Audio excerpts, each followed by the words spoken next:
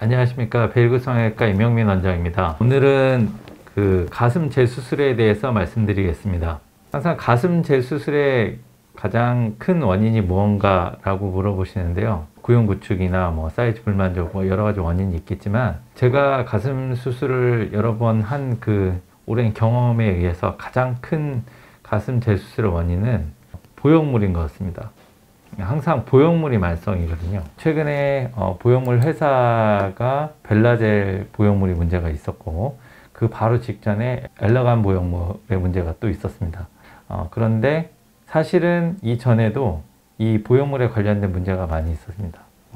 액상 실리콘 문제, 1992년도 이전에 발생했던 그 액상 실리콘 문제는 너무나 유명한 사건이었고, 이런 실리콘 문제 때문에 생리식염수 보형물로 대거 이동이 있었던 그런 시대가 또 있었습니다. 그리고 또 얼마 전에는 이제 공업용 스웨덴산인가요?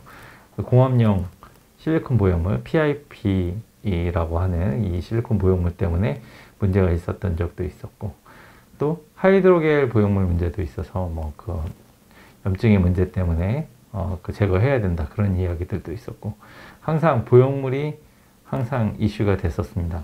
이러저러한 문제 때문에 문제가 일어났고, 리콜이 일어나고, 집단 소송이 일어나고, 이런 문제 때문에 환자들한테는 굉장히 불안함을 조장하고, 이것을 어떻게 해야 될지 항상 고민하게 되는 그런 문제가 되었는데요. 그래서 일반적으로는 그냥 단순 제거부터 해서 보형물 교체 또는 피막 절제까지 같이 다 해서 완전한 근치적인 절제를 하게 되는 그런 상황에도 이르게 되었습니다. 보형물의 제거는 단순히 안전을 위해서 하는 경우도 있지만, 생각했던 모양이 아니었을 때도 그렇고, 이물감이 좀 싫어서, 또는 구형 구축이 너무 심하거나 비대칭이 너무 심하게 일어났기 때문에 이것을 해결하기 위해서 제거하는 경우도 있고, 반복적으로 재수술을 했는데 모양이나 염증이 개선이 없을 때 제거를 하게 되는 경우도 있습니다. 저희 성형외과 의사들의 입장에서는 단순 제거보다는 웬만하면 교체 쪽으로 권장을 하고 있는데요.